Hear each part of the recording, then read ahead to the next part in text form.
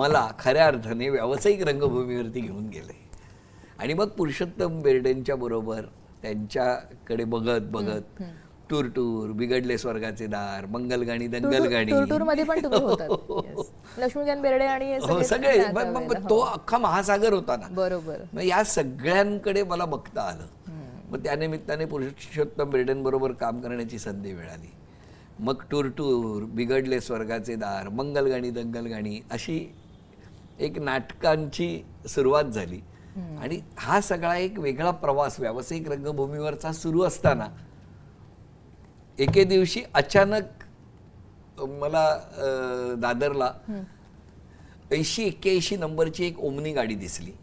आणि त्या ओमनी गाडी रस्ता क्रॉस करताना मी दरवाजावरती ठोकलं.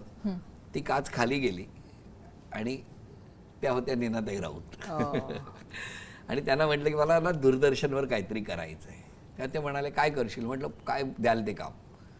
म्हणून त्यांनी मला बोलवलं आणि मला सांगितलं की तुला आम्ही काही कार्यक्रम करतोय त्याच्या ध्वनिफिती येणार आहेत असिस्टंट म्हणून, त्याची नावं लिहून ठेवायची. म्हटलं ओके मला चालेल. आणि कलावंतांना चहा लागेल, पाणी लागेल, त्याची व्यवस्था करायची. करशील का. म्हटलं मला पडेल ते काम. हो येतो. दूरदर्शनच्या मनोऱ्याच्या क्षेत्रात जायला मिळणार हेच आनंदाचं होतं. मी तिकडे गेलो. गेल्यानंतर निवेदक ठरले होते आणि त्यांच्यासाठी एक असं प्रोमो शूट करायचं होतं. आता जसे प्रोमो होतात तेव्हा पाठांतर असायचं, ते मी रोज पाठांतर करून घ्यायचो. आणि ठरलेला एक दिवस होता शूटिंगचा आणि ते आले नाहीत. आता वेळ तर घेतली आहे, स्टुडिओचं बुकिंग असायचं. तर मी बसलो होतो असा आणि नीनाताई बसल्या होत्या. नीनाताईंनी काय वाटलं त्यांना मला माहिती नाही. मला म्हणाले आधी शूट, जा कॅमेऱ्याच्या समोर जाऊन उभा राहा. आणि मी मुंबई दूरदर्शनच्या कॅमेऱ्यात उभा राहिलो. एक दोनदा ॲक्शन म्हटल्यावर ब्लँक झालो. मग त्या जवळ आल्या आणि मला बोलले आदेश एकदा बोल, एकदा हे वाक्य व्यवस्थित बोल. म्हटलं नीनाताई नाही जमत. अरे बोल. आणि मला जवळ घेतलं. त्या माऊलीच्या स्पर्शामध्ये एक वेगळा आशीर्वाद आहे असं मला वाटतं. ती सरस्वती आहे, ती वेगळी आहे माऊली. माहीत नाही मला ती नीनाताई राऊत ह्या काय आहेत, ते फार वेगळं रूप आहे. आणि मला असं काय, खाली बसलेलो मी पॅनलवरचा, गेलो कॅमेरा उभा, roll camera, roll VTR, action असं म्हटल्यावर तिकडे फ्लोअर मॅनेजरने असं म्हटल्यावर मी बोलायला सुरुवात केली. नमस्कार, लवकरच मुंबई दूरदर्शनवरती संगीतमय प्रश्नमंजुषेचा कार्यक्रम सुरू होत आहे. आपण आपली ध्वनिफीत साथ संगतीशिवाय घरच्या घरी ध्वनिमुद्रित करून आमच्याकडे पाठवायची. आमचा पत्ता निर्माती ताकदी नादीन, post box number 9136 Worli, Mumbai 400025. पाठवताय ना. नमस्कार.